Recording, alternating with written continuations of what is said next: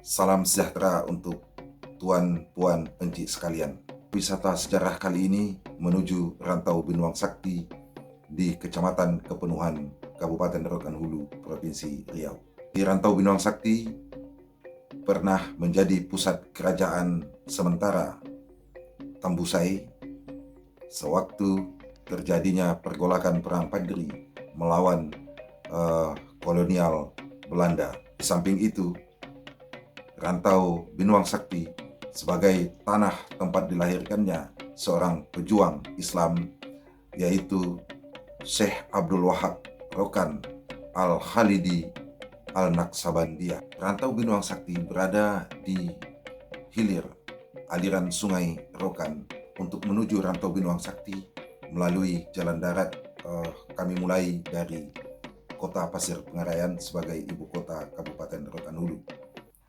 Jarak tempuh sekitar 64 km, melewati Kumu, kemudian masuk ke Muara Rumbai, Pekan Tebih, Kota Tengah sebagai pusat ibu kota Kecamatan Kepenuhan, teruskan lagi melewati jalan lintas Kota Tengah ke Kota Duri, di persimpangan jalan Ulak Patian, tepatnya di Pasir Panda, masuk ke jalan Ulak Patian untuk menuju ke Rantau Binuang Sakti.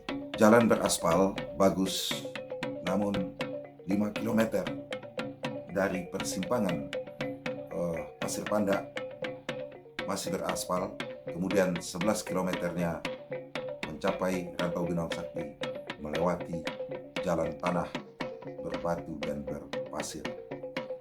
Karena perjalanan ini dilakukan setelah hujan, maka harus berhati-hati. Mari kita menuju Rantau Binuang Sakti.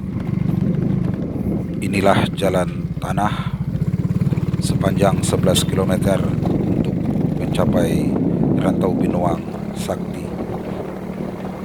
Tuan, puan, dan encik sekalian, kami sampaikan sejarah singkat kerajaan yang berkedudukan di Rantau Binuang Sakti.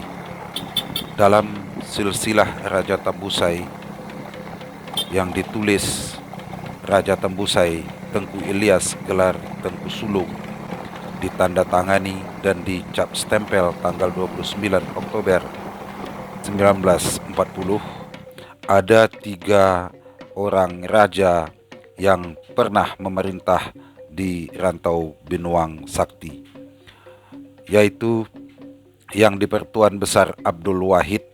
Ianya raja berkuasa penuh di kerajaan Tambusai, berpusat di Dalu-Dalu. Pada tahun 1800-an, Panglima Perang Padri Tuanku Tambusai menggunakan benteng 7 lapis di Dalu-Dalu milik kerajaan Tambusai sebagai tempat pertahanan terakhir. Sultan Abdul Wahid yang tidak menginginkan rakyatnya menjadi korban perang, maka Sultan membuat strategi memindahkan pusat kerajaan ke Rantau Binuang. Sang raja memberi pilihan pada rakyatnya, bagi sesiapa yang ingin bersama Tuanku Tambusai untuk berperang, tidak, beliau tegah, dan bagi yang tidak ingin berperang, bersama-sama dengannya pindah ke Rantau Binuang. Itulah sebabnya ketika Tuanku Tambusai kalah dalam peperangan di Dalu-Dalu, kerajaan Tambusai tidak pernah takluk dan dijajah kolonial Belanda, sebab raja sudah memindahkan pusat kerajaannya di Rantau Binuang. Sultan Abdul Wahid mempunyai 2 orang putra mahkota, yaitu Rakjis dan Muhammad Zain. Begitu Sultan Abdul Wahid mangkat, maka raja berpindah kepada Rakjis, gelar yang di Pertuan Besar Muhammad Saleh. Namun yang di Pertuan Besar Muhammad Saleh memberikan kekuasaannya kepada sang adik, yaitu Muhammad Zain dengan gelar yang di-Pertuan Besar Muhammad Zain. Selanjutnya, Muhammad Zain lebih dikenal dengan Sultan Zainal Abidin. Masih dalam strategi pemerintahan menghadapi kolonial Belanda yang sudah berada di Siak Sri Indrapura yang berbatasan dengan Rantau Binuang Sakti, maka Sultan Zainal Abidin memindahkan pusat kekuasaan menghulu Sungai Rokan, yaitu ke Rantau Kasai. Ini adalah komplek religi di Rantau Binuang Sakti. Di dalam komplek ini terdapat rumah madrasah suluk Tarekat Naksabandiyah, ada makam raja dan makam para syekh yang pernah ada di Rantau Binuang Sakti. Ini adalah makam raja yang datang dari Dalu-Dalu Tambusai, yaitu makam Sultan Abdul Wahid, Raja Rantau Binuang Sakti. Makam ini tanahnya ditinggikan 7 tingkat, cukup tinggi dan banyak yang berziarah ke tempat ini. Di komplek ini ditemukan pula batu pilar peninggalan Belanda yang menurut kepercayaan masyarakat di dalamnya ada terdapat peta dan uang emas, namun sampai saat ini belum bisa dibuka dan belum bisa diketahui kebenarannya. Sultanan Rantau Binuang Sakti juga membangun benteng pertahanan dari gundukan tanah yang panjang, namun karena termakan oleh waktu, gundukan tanah berbentuk benteng pertahanan itu hampir sudah tidak terlihat lagi. Sisa peninggalan sejarah kerajaan lainnya dapat kita temukan kolam tempat pemandian keluarga istana, dan juga dapat kita temukan tapak taman bunga tempat beristirahat dan bermainnya keluarga istana.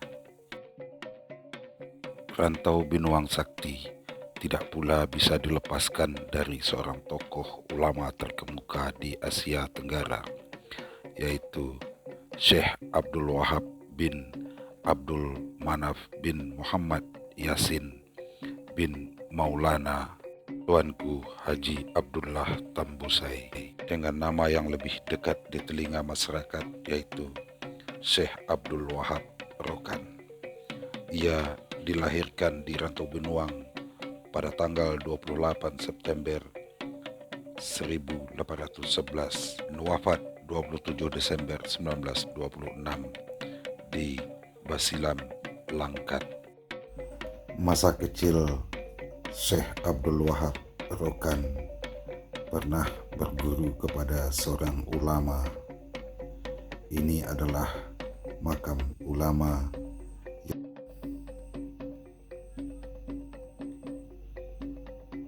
yaitu makam Tuan Guru Abdul Halim Tambusai, tempat Syekh Abdul Wahab Rokan kecil belajar mengaji selama 3 tahun.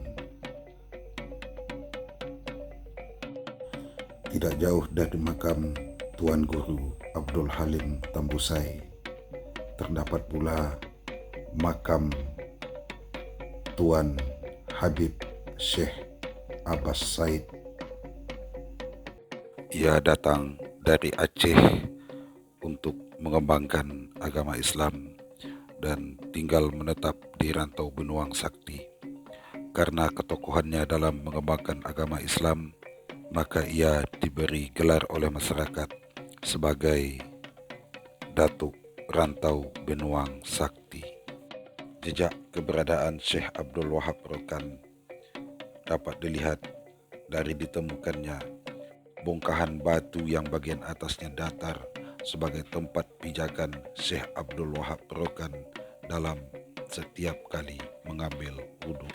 Tidak jauh dari batu tempat berpijak Syekh Abdul Wahab Rokan terdapat tunggul batang pohon gaharu yang diyakini bahwa di bawah pohon gaharu itulah dahulunya Syekh Abdul Wahab Rokan melakukan syiar agama dalam bentuk ceramah-ceramah dan pengajian-pengajian. Demikianlah jelajah wisata religi dan sejarah, dan sampai jumpa di lain waktu.